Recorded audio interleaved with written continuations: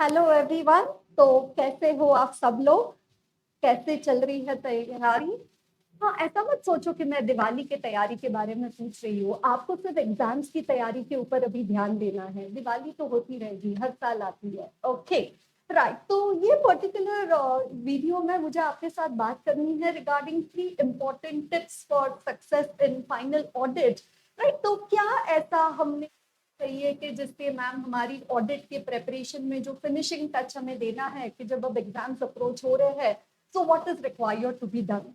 Right, तो एक तो अभी तक मैं अज्यूम करती हूँ कि शायद आपने सिलेबस का काफी कुछ पार्ट कवर किया होगा या कुछ टॉपिक्स कवर किए होंगे जो आपको इम्पोर्टेंट लगे हो या समथिंग लाइक दैट। बट जो भी जितना भी आपका हुआ है, अब मेरे हिसाब से आपको ये 3 चीजें देखनी है कि क्या have you covered these 3 particular points और नो।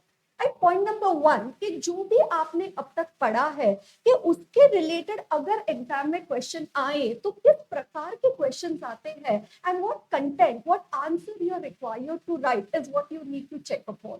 तो ये देखने का सबसे बढ़िया तरीका है कि आप पिछले कुछ 3 या 4 अटेम्प्ट के एमटीपी सीरीज 1 सीरीज 2 उसके अलावा आरटीपी और सजेस्टेड को पिकअप कीजिए, उनका वेबसाइट से वगैरह डाउनलोड कीजिए PDF copy and just go through those questions over there. है ना, कि क्या क्वेश्चन है, कौन इतना भी तो क्लिक हो रहा है कि कौन से चैप्टर का है। अच्छा, कौन से चैप्टर का है तो उसमें कौन से टॉपिक का क्वेश्चन है। अच्छा, वो टॉपिक है तो उसके पॉइंट क्या लिखने होते हैं। अच्छा, फिर वो पॉइंट लिखने हैं तो उसके टेक्निकल वर्ड्स क्या है ना। तो एक ये बहुत इंपॉर्टेंट आपको प्रैक्टिस करना है कि आपने जो भी अब तक पढ़ा है उसके रिलेटेड एग्जाम में अगर क्वेश्चन आए तो you should be able to identify.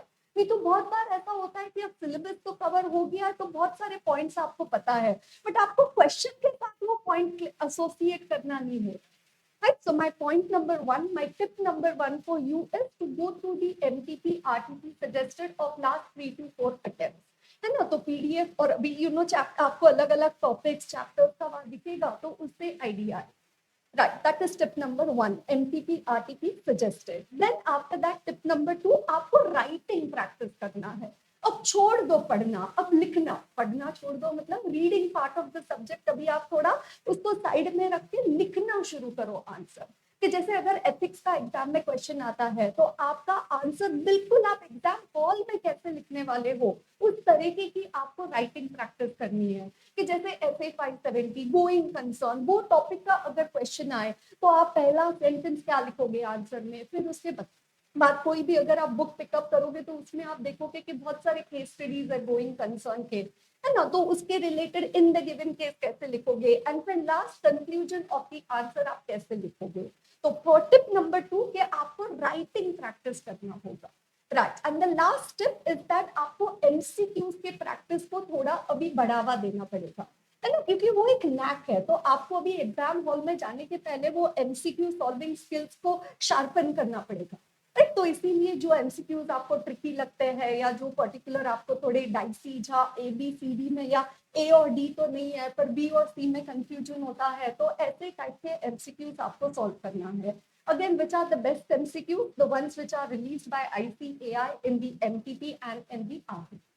Right, तो मुझे आपको बताना है कि ये 3 इंपॉर्टेंट टिप्स मैं आपके साथ शेयर करना चाहती हूँ।